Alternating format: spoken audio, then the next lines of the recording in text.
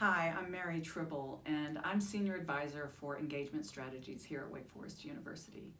When I think about how I've built my life and my career, one of the common themes that seems to keep coming up again and again is curiosity, and just being open to opportunities as they present themselves, and being willing to kind of dive deep into areas that I might be a little bit afraid of. I owned a business for about 30 years. It was an event management and marketing company. And when we first started it, I was young and hungry and excited, and we were kind of known in Charlotte for being, great creative designers and very good about executing the logistics of an event.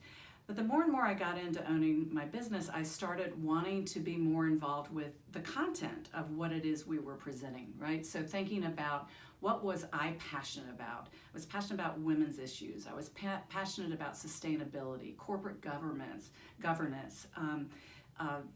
values, and how they're perceived of in the business world.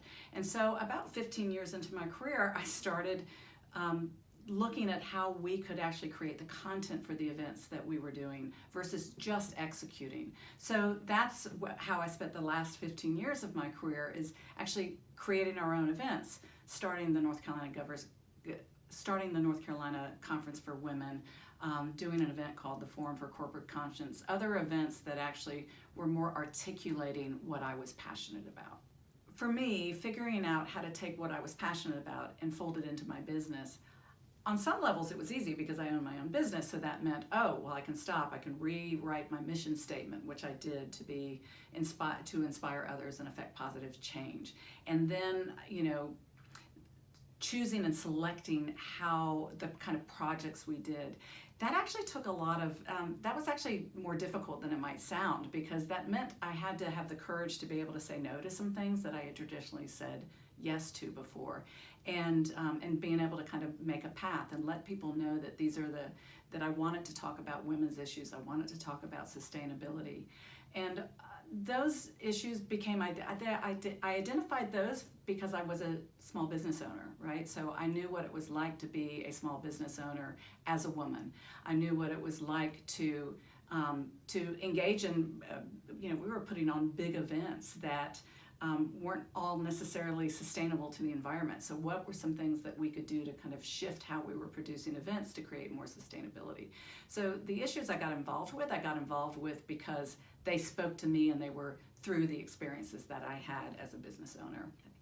The connective tissue between what I do now and where my career started is this idea of curiosity and continued opportunities for growth, and being able to do something that is important to me, that inspires me. So the idea, once I sold my business, I really didn't know what I was going to do next, and then Mother So Dear came calling. And what an opportunity to be able to take all of the 30 years of what I've done professionally and be able to apply it to engaging alumni across the country and across the world and across all classes. It's just been a really great opportunity for me. So one element of my path I never would have predicted was that now that I'm at Wake Forest, I've tapped back into the academic passion that I had when I was first at Wake as a student. I was an art history major, and I was passionate about historical properties and archives, and I interned at Old Salem, and I thought that was going to be my career. I thought I was going to follow kind of a history major or art history major path. And instead I went in this whole different direction, became an entrepreneur, but now I'm back here, and I've actually spent the last 2.5 years getting my master's in liberal studies and reconnecting to, I call her the history nerd within, and I love her, and being able to take advantage of all the opportunities. So again, just tapping back into curiosity. What's calling you? Listen to what's calling you and follow it, and you'll never know where it may end up.